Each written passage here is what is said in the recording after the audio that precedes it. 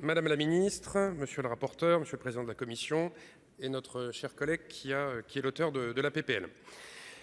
La défense extérieure contre l'incendie est parfois mal identifiée, souvent assez mal comprise. C'est pourtant, ça a été dit, un enjeu essentiel de sécurité publique qui permet très concrètement aux pompiers qui se rendent sur un feu d'effectuer dans les meilleures conditions possibles leur mission.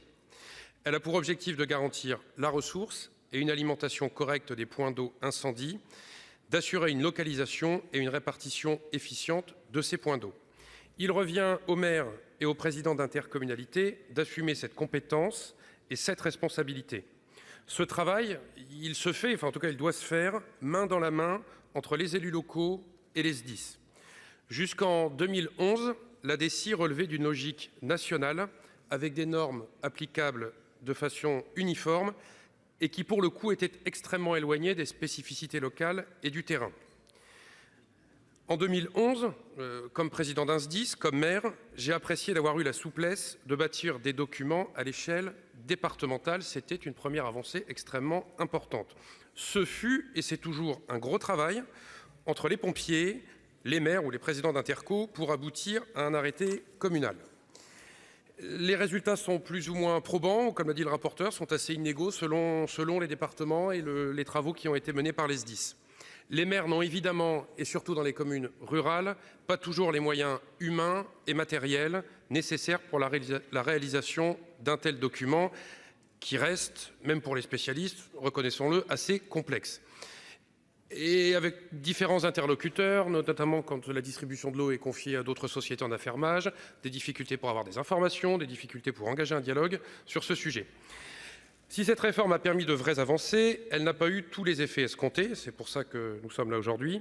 Une grande partie des maires ont estimé, à juste raison, ne pas avoir été assez associés en amont à l'élaboration des nouvelles règles, ce qui fait que sa mise en œuvre en a été compliquée dans un certain nombre d'endroits.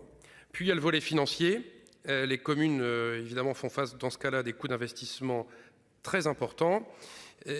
Si on prend une commune qui a des hameaux où il faut mettre des points tous les 200, les 400 mètres, on comprend bien que tout ça engendre des coûts qui, des fois, ne sont pas tenables. Alors, pardon de la comparaison, mais il y a des systèmes tels que les investissements sur les églises ou le patrimoine, où les préfectures permettent des déplafonnements pour avoir des financements à hauteur de 100%. C'est peut-être vers ce type de solution qu'il faut se retourner.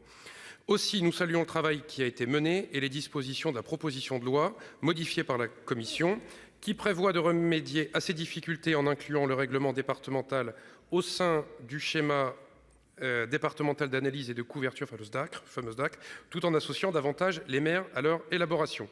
Ces dispositions vont apporter une plus grande souplesse, notamment sur les territoires ruraux. La création de la commission permettra davantage de cohérence dans la couverture des risques. Un bilan annuel servira d'évaluation préalable qui facilitera à terme l'application de ces mesures. Ce texte répond aux attentes des élus locaux, mais nous devons, et je sais que c'est l'esprit de chacun ici, rester vigilants à ne pas perdre de vue l'objectif premier de la défense extérieure contre l'incendie, c'est-à-dire améliorer la sécurité publique et les capacités des pompiers à lutter contre le feu. Les sénateurs du groupe Les Indépendants voteront en faveur de la proposition de loi. Merci de votre attention. Merci, cher collègue.